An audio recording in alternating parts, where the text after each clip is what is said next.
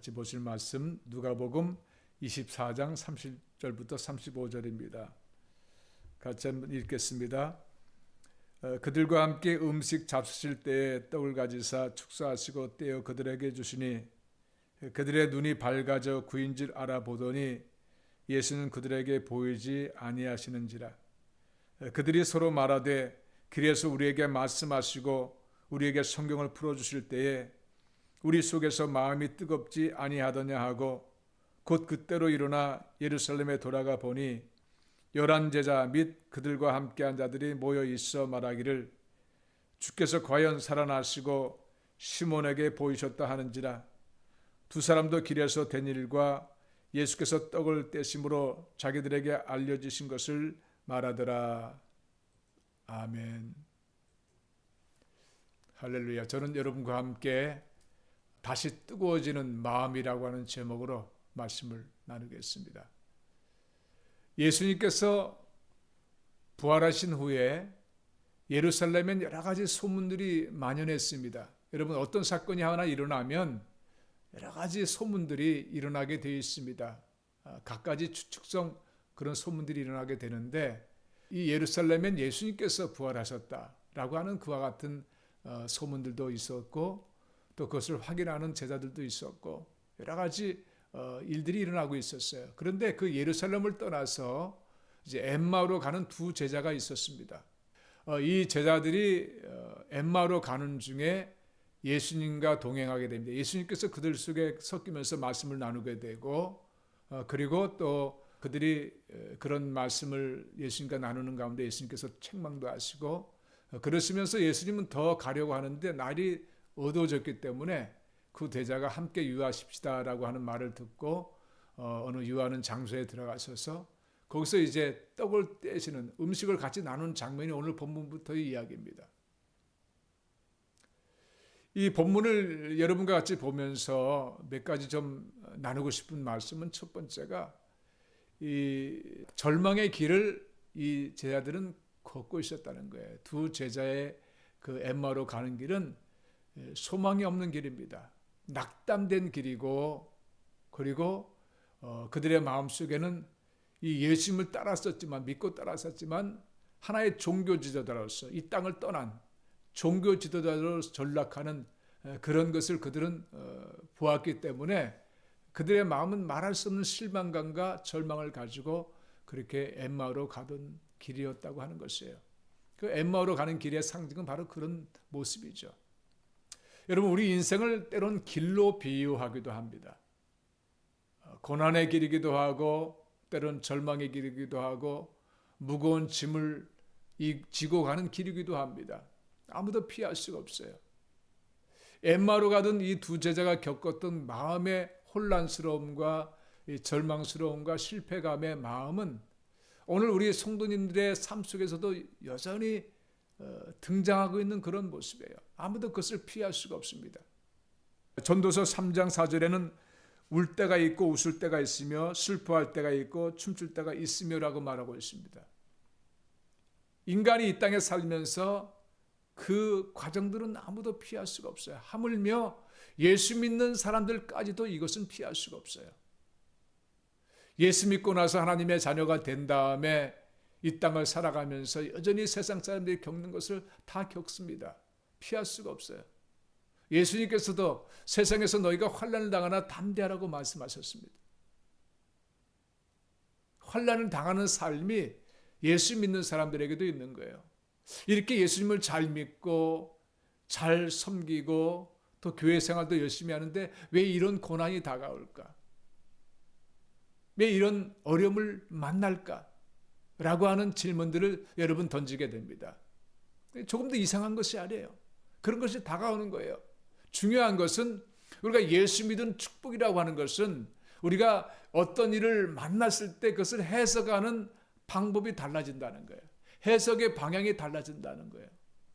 그전에는 어두움 가운데서 그 문제를 바라보았지만 우리는 빛 가운데서 그 문제를 바라보는 거예요. 사도 바울을 여러분 보십시오. 그가 신앙을 갖기 전에 사람과 예수님을 만난 다음에 사건이 달라진 것을 우리는 알고 있습니다. 그가 달라진 것 중에 가장 크게 달라진 것은 무엇이냐? 이 바라보는 시각이 달라진 거예요. 어떤 문제가 동일하게 다가왔지만, 다른 사람과 다를 바 없이 다가왔지만 그 문제에 대해서 해석하는 그런 방향이 달라진 거예요. 그러니 이렇게 말합니다. 빌립보서 4장 11절 이하에 보면 내가 궁핍함으로 말하는 것이 아니니라.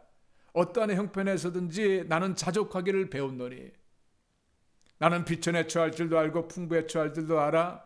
모든 일 곧 배부름과 배고픔과 풍부와 궁핍에 처할 줄 아는 일체의 비결을 배웠노라. 그러면서 그 끝절에 내게 능력 주시는 자 안에서 내가 모든 것을 할 수 있느니라.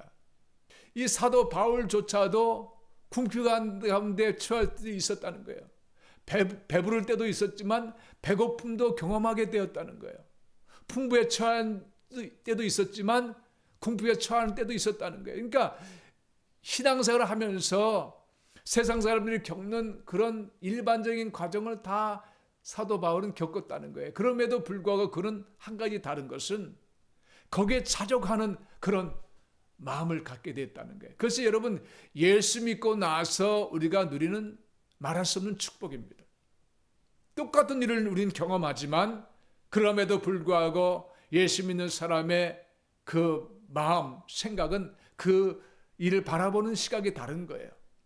바로 그것을 사도 바울은 말하고 있고, 바로 우리가 이 세상에서 피할 수 없는 어려움을 당해도 우리가 믿음으로 그 문제를 바라보고 해석할 때에 비로소 하나님의 자녀의 자리에 서게 되고 그 은혜를 누리게 된다는 것입니다. 여러분, 너무나 중요합니다. 이 고난과 절망의 길을 걸어갔던 엠마오로 가던 두 제자의 모습, 그건 우리의 모습과 다를 바 없는 거예요. 오늘도 동일하게 우리는 그런 길을 걸어가고 있습니다. 조금 더 이상하게 생각할 것이 없습니다.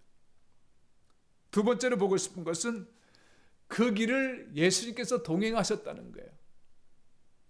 절망의 길, 어둠의 길, 그리고 낙담했던 그들의 마음 속에 걸어갔던 그 길을 예수님께서는 그들과 함께 하셨다는 거예요. 너무 놀라운 일입니다.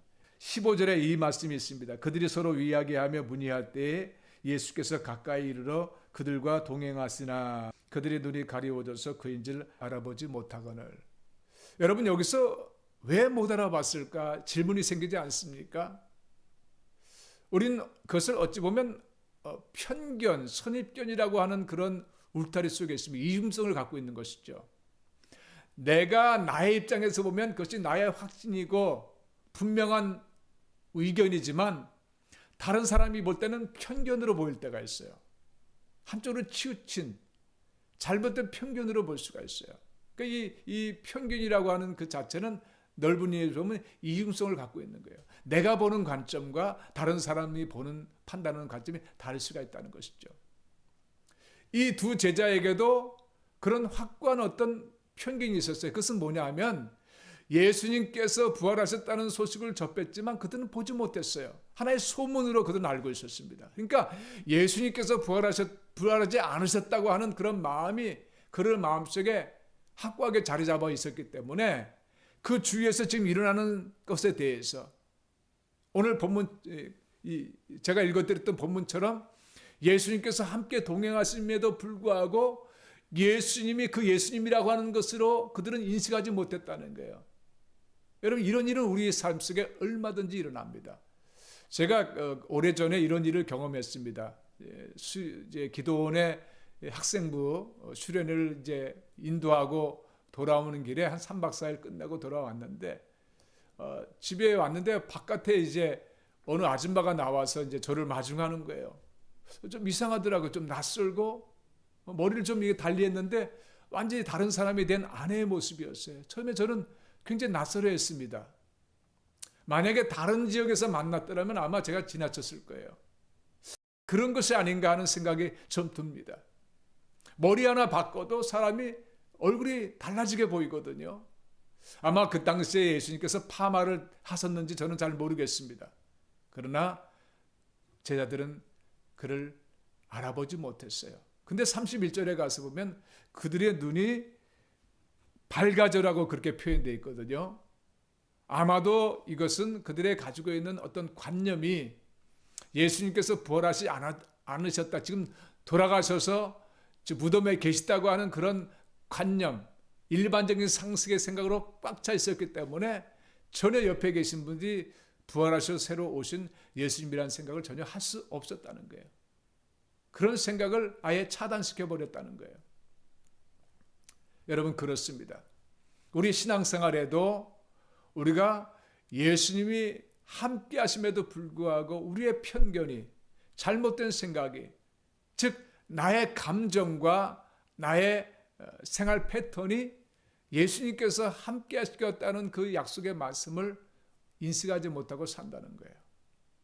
지난주에도 여러분과 말씀 나눴지만 마태복음 28장에 있는 말씀처럼 볼지어다 내가 세상 끝날까지 너희와 항상 함께 있으리라고 하는 그 말씀, 그리 약속하신 그 예수님께서는 그 제자들이 어떻게 생각하든 상관없이 항상 함께 하시는 거예요. 내가 기분이 좋으면 주님께서 함께 하신 것 같고, 기분이 좀 안 좋고 일이 잘 안 풀리면 주님께서 함께 하시지 않는 것 같은 그런 느낌으로 사는 것이 아니라, 우리 예수님께서는 약속의 말씀으로 지금도 함께 하시는 거예요. 이 두 제자에게 나타나신 예수님은 바로 그 약속의 말씀을 실천하신 그 모습인 것을 볼 수가 있습니다. 여기서 저는 이 신뢰라고 하는 것을 다시 한번 생각해 보고 싶어요. 예수님께서 한번 말씀하시면 반드시 지키시는, 신뢰할 수 있는 분이라고 하는 것이에요. 여러분, 세계에서 유명한 그런 회사들이 많이 있습니다. 근데 그 중에서 미국에서 신뢰, 신용관계로 아주 탁월한 회사가 바로 아마존이고 칙필레라고 하는데요. 아마존은 어떻습니까? 여러분, 손님을 얼마나 왕같이 생각하면서 보호하는지 몰라요. 여러분, 거기서 물건을 잘못 사면 바로 반품할 수가 있습니다. 그것은 완전히 보장되어 있는 거예요. 언제든지 내가 마음에 안 들면 이유 막론하고 반품할 수가 있습니다. 그러니까 소비자를 완전히 보호해 주는 거예요. 그러니까 누구든지 안심하고 아마존의 물건들을 사는 거예요. 저의 경험으로 2년 전에 이제 저희 그 집을 조금 고칠 일이 있어서 이제 물건을 구입했어요. 유리문을 구입을 했는데 예상보다 한 2주가 늦었죠. 그러니까 다른 일들을 진행할 수가 없는 거예요. 너무나 화가 나기도 하고 또 이 컴퍼니에 연락하기도 하고 막, 그런데 연락도 안 주고 막 그러는 거예요. 근데 마침 그때 그 아마존에 저희 딸이 근무하고 있었습니다. 그래서 아마존에 있는 딸에게 야, 이랬는데 판매하는 회사에서 연락도 안 받고 조치도 안 해주고 이렇다 그랬더니 직접 그 판매하는 회사에게, 아마 제가 연락을 안 됐지만 그 딸이 연락을 했어요. 그러더니 100배 사과하면서 그 물건을 그냥 그대로 주겠노라고, 돈을 받지 않고 주겠노라고 그렇게 연락이 왔어요. 아주 비싼 그런 분이었어요. 물론 마음이 좀 아프긴 하지만 그냥 공짜로 얻는다는 것이 좀 마음이 아프긴 하지만 그만큼 이 아마존에서는 어떤 신뢰관계에 대해서 굉장히 중요시 여기는 것을 봐요. 그렇기 때문에 그와 같은 신뢰관계 속에서 회사가 더욱더 발전할 수밖에 없는 거예요. 또 얼마 전에 치필레라고 하는 그런 그 가게에서 가끔 사 먹기도 하는데, 우리 둘째 아들이 와 있으면서 이제 치필레를 오더를 했습니다. 오더를 했는데 이제 갔어요. 이제 그 픽업할 시간이 돼서 갔는데 시간이 좀 늦었습니다. 한 10분, 20분 정도가 더 기다려야 됐던 모양이에요. 그러니까 그쪽 매니저가 나와서 너무나 미안하다고, 오더했는데 오더를 찾아가는 시간을 지키지 못해서 미안하다고 그러면서 그 오더한 그 액수를 그대로 리펀드 돌려주고 그 오더했던 그 음식들을 그대로 공짜로 주더라는 거예요. 여러분, 그 신뢰관계, 여러분 당장은 손해본 것 같지만, 그들이 손해본 것 같지만 그 신뢰관계 때문에 그 손님이 두세 번 다시 찾아온다면 그 이상의 이득을 남기게 되는 거 아니겠습니까? 참 놀라운 일이죠. 여러분, 예수님은 그런 분이에요. 여러분, 예수님은 우리에게 절대적인 신뢰를 주시는 분이에요. 우리가 무조건 그분을 믿고 맡기면 그분께서는 약속대로 이루어 주시고 역사하는 분이에요. 그런 것을 우리는 반드시 깨달아야 됩니다. 우리 성도님 여러분들에게도 삶 속에서 이런 예수님을 절대적으로 신뢰하시기 바랍니다. 그분께서 한번 약속하시면 반드시 이루십니다.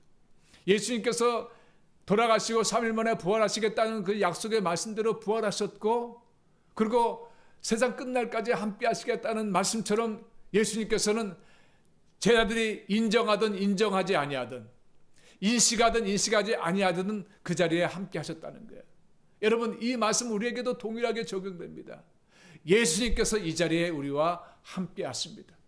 내가 느끼든 느끼지 아니하든, 내 눈에 보이든 보이지 아니하든 그 약속의 말씀대로 함께 하시고 계시다는 그 사실을, 우리와 동행하시다고 하는 그 사실을 여러분 믿음으로 고백하시고 확증하시는 이 시간 되시길 바랍니다. 자, 마지막으로 오늘 본문에 보니까 예수님께서 그들을 만나셔서 그들과 함께 이야기 나누시고 또 말씀을 그들에게 풀어주시면서 책망하시고, 그리고 오늘 본문처럼 이제 식사를 같이 하실 때에 그때 비로소 그들의 눈이 떠지면서 예수인지를 알게 되었습니다. 이것은 조금 더 여러분에게 깊이 좀 보면, 제가 앞에도 전부 설명드렸던 것처럼 예수님께서 부활하셨다고 하는 그 모습을 그들은 어떤 그 확고한 신념 때문에 그들은 확인할 수 없었어요. 아마 진가민가 했었을 거예요. 그런데 예수님께서 그 떡을 떼시고 그들에게 나눠주시면서 함께 할 때 그들은 예수님께서 행하셨던 모습들이 갑자기 익숙해진 그 모습을 통해서 예수님이라는 것을 그들은 드디어 깨닫게 되는 거예요. 아, 부활하신 것이 확실하구나. 예수님께서 지금 우리와 함께 하시구나 하는 것을 그들은 깨닫게 된 거예요. 그 순간 예수님은 그 자리에서 떠나셨습니다. 그러면서 그들은 이렇게 말합니다. 32절에 그들이 서로 말하되 길에서 우리에게 말씀하시고 우리에게 성경을 풀어주실 때에 우리 속에서 마음이 뜨겁지 아니하더냐 하고, 그들은 예수님과 함께 엠마오로 걸어오면서 예수님께서 말씀하시고 주고받는 말씀 속에서, 그리고 또 27절에 있는 것처럼 이에 모세와 모든 선지자의 글로 시작하여 모든 성경에 쓴 바 자기에 관한 것을 자세히 설명하시니라. 이 성경에 대해서 설명하시는 것을 듣고 그때 그들의 마음이 뜨거워졌었다고 그렇게 말하고 있습니다. 여러분, 이 마음이 뜨거워진다는 것은 감동을 받았다는 거예요. 삶에 새로운 어떤 힘이 생겨났다는 거예요. 사라진 소망이 다시 생겨났다는 거예요. 캄캄한 어두움, 한치 앞을 볼 수 없는 그 어둠 속에 있었던 그들이 햇빛이 드러남으로 밝히 앞이 보이는 그런 상황이 됐다는 거예요. 여러분, 예수님께서는 오늘날 말씀으로 오늘도 일하십니다. 말씀이 우리 속에 접해지면 이상스럽게 마음의 감동이 일어나고 마음이 뜨거워지고, 그리고 새 소망이 일어나고 삶의 새로운 힘을 얻게 되는 거예요. 저는 지난 4월 9일 한국에서 그 김진 중앙일보 전 논설위원 겸 정치가였던 그분께서 인천에서 그 다리에서 투신 자살한 사건을 제가 접하면서 마음에 너무나 안타까웠어요. 물론 그분의 정치 성향이나 이런 것을 이 시간에 여러분과 논하고 싶은 마음은 추호도 없습니다. 다 사람마다 다른 그런 성향을 가지고 있기 때문에. 근데 그가 남긴 유서를 보니까 그가 이 삶의 동력을 잃어버렸다고 그렇게 고백하고 있습니다. 그리고 자기가 잘못된 논리들이 있었다면 사과한다는 그런 내용이 있었습니다. 근데 그 전에 그가 그 대교에서 차를 세우고 한 40분 동안 망설이다가 결국 투신하게 되는 장면이 이제 그 CCTV로 찍혀진 것이 나와 있는데, 저는 그것은 보지 않았지만 내용으로만 읽은 것입니다. 40분 동안 얼마나 마음에 여러 가지 생각이 들었겠어요. 그리고 마지막 결심한 듯 투신하는 장면이 있었다고 합니다. 근데 그가 남긴 유서 속에 삶의 동력을 잃어버렸다고 하는 그런 표현이 마음에 너무나 가슴 아프게 다가오는 거예요. 여러분, 우리는 이 엠마오의 두 제자의 마음속에도 이 마음이 있지 않았겠나요? 삶의 동력을 잃어버렸어요. 다른 제자들도 마찬가지예요. 그들이 추구했던 인생의 목표와 그런 과정들이 성도일째 다 끝나버리고 만 것입니다. 예수님께서 십자가에 돌아가심으로 말미암아 그들의 소망과 꿈은 다 사라져버린 거예요. 물론 십자가에 달리실 것을 말씀하셨는데도 불구하고 그들은 깨닫지 못했기 때문에 얻어진 당연한 결과들이죠. 이 김진 전 논설위원이 삶의 동력을 잃어버렸다고 하는 고백은 두 제자와도 통하고 우리들과도 통하지 않습니까? 우리가 때로는 너무 어려운 일을 당할 때 아무리 기도해도 기도 응답이 없는 것 같이 보이고 자꾸만 얽매는 일들, 원치 않은 일들, 그런 일들이 발생할 때 어쩌면 우리가 삶의 동력을 잃어버리는 그런 상황까지 가지 않습니까? 그러면서 김진 이 전 논설위원에게 예수님이 계셨더라면, 예수님을 믿는 믿음이 있었다면 그걸 극복하지 않았을까 하는 생각이 드는 거예요. 왜냐하면 예수님을 알고 믿는 사람들은 어려움이 다가왔을 때 예수님께 의지하지 않습니까? 그러면 예수님께서는 말씀을 통해서 우리에게 다시 뜨거워지는 그런 마음을 주신다는 거예요. 여러분, 예수님은 멀리 계신 분이 아니에요.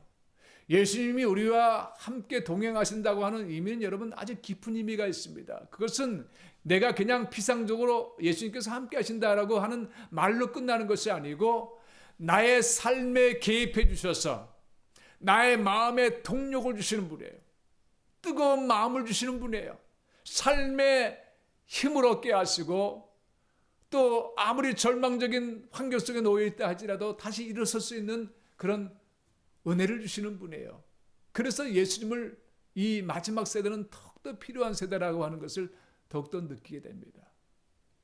사랑하는 성도 여러분, 여러분께서 예수님을 믿는다고 하는 것은 얼마나 위대한 축복인지 모릅니다. 그분께서 엠마오 도상으로 가던 이 두 제자에게 함께 동행하셨던 것처럼 오늘 여러분과 함께 동행하십니다.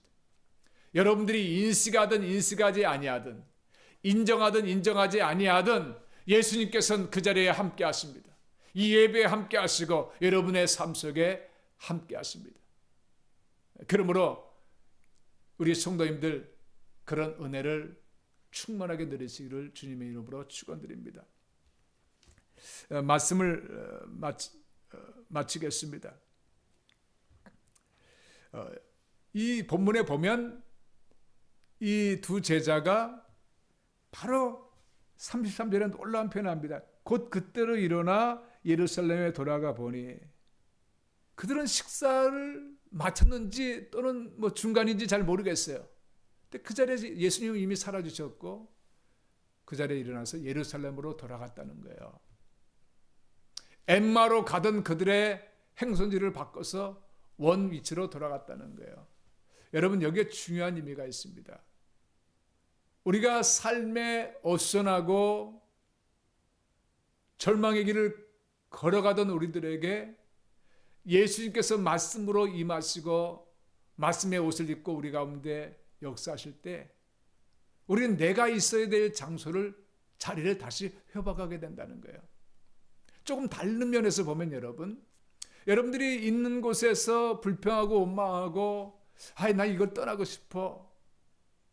나에겐 절망적인 장소에 너무 어둡고 행복이 없어 라고 하던 그 장소가 여러분, 그 때와 그것이 예수님의 말씀에 깨달음이 오면 삶의 동력을 다시 얻게 되면 정말 그 자리는 변화된 자리로 나에게 다가오는 거예요. 너무나 행복한 자리예요. 너무나 기쁨의 자리고 소망의 자리고 나에게 말할 수 없는 평안을 주는 그런 자리인 것을 여러분 깨닫게 돼요. 이것이 바로 예수님께서 말씀으로 오신, 오늘도 말씀으로 역사하신 은혜를 체험하는 우리들의 모습이고 이 예루살렘으로 돌아가는 제자들의 그런 모습인 것을 보여주고 있습니다. 그리고 이 간증의 삶이 그들의 모습이었다고 하는 거예요. 맨 끝절에 보시면 두 사람도 길에서 된 일과 예수께서 떡을 떼심으로 자기들에게 알려주신 것을 말하더라. 간증이라고 하는 것은 무엇입니까? 예수님을 만나고 그분으로 인해서 누리는 현실적인 은혜의 삶을 나누는 거예요. 예수님으로 인해서 겪어질 상상하지 못하는 축복의 삶을 말하는 거예요. 여러분, 예수님께서 터치하신 우리의 삶은 다 축복의 삶입니다. 우리가 피할 수 없이 고난도 겪고 절망의 일도 겪지만, 그러나 예수님께서 동행하시는 길 그 자체는 우리에게 말할 수 없는 축복의 길이라고 하는 것을 여러분 꼭 다시 한번 확인하시기 바랍니다. 그러므로 우리가 이 땅의 삶을 살아가면서 세상의 어떤 것들을 우리가 통행한다 할지라도 우리 속에는 항상 기쁨이 있을 수밖에 없는 거예요. 항상 기뻐하라. 쉬지 말고 기도하라. 범사에 감사하라고 하는 말이 나오는 것입니다. 저는 이 마무리를 하면서 11제자라고 하는 단어가 참 마음에 걸려요. 33절에 곧 그때로 일어나 예루살렘에 돌아가 보니 11제자 및 그들과 함께한 자들이 모여 있어. 11제자, 12제자였잖아요. 가룟 유다가 목을 매서 자살했습니다. 왜 가룟 유다가 배반했을까요? 여러분, 가룟 유다가 믿음 없는 사람, 여러 가지로 평가하지만 여러분, 12제자 중에 어느 한 사람도 예수님과 동행하며 3년 반 동안 공생애 동안 살아가면서 그 위대한 일들을 체험한 사람이 있을까요? 그 위대한 일들을 행하시는 주님을 보면서 그들의 마음속에 야, 메시아가 저분이라고 고백하지 않은 제자들이 있었을까요? 아마 그들은 이 땅의 삶 속에 천국의 삶을 누렸을 것입니다. 그런데 그런 가룟 유다가 배반했어요.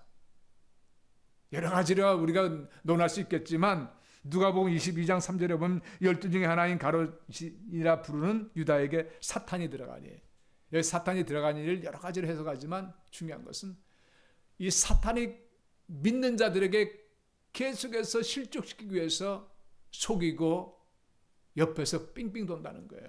여러분, 그것을 명심하시기 바랍니다.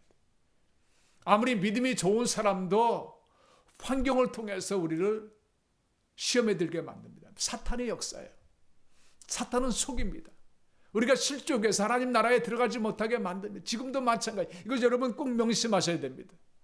여러분의 신앙생활 속에서 우리가 어떤 환경이든지 믿음 가지고 영적인 세상에 속지 아니하고 말씀을 바로잡고 말씀을 깨닫고 말씀 속에 살아가면 정금같이 나오는 역사가 일어나지만, 그렇지 않고 길가에 뿌려진 돌짝밭에 뿌려진 가시떨기에 뿌려진 말씀처럼 그렇게 말씀을 받고 사는 사람들에게는 절망과 어둠의 세상 속에 헤맬 수밖에 없는 거예요. 사랑하는 성도님 여러분, 오늘 저는 결론적으로 다시 한번 확인하고 싶은 것은 그들의 마음이 뜨거워진 것, 마음이 다시 뜨거워진 건 예수님 때문에 그렇습니다. 다시 살아나신 예수님, 오늘도 그들과 동행하신 예수님, 그 예수님께서 오늘도 우리와 동행하시면서 우리에게 말씀을 통해서 힘을 주시고 말씀을 통해서 역사하시고 말씀을 통해서 오늘도 큰 하나님의 영광을 드러내십니다.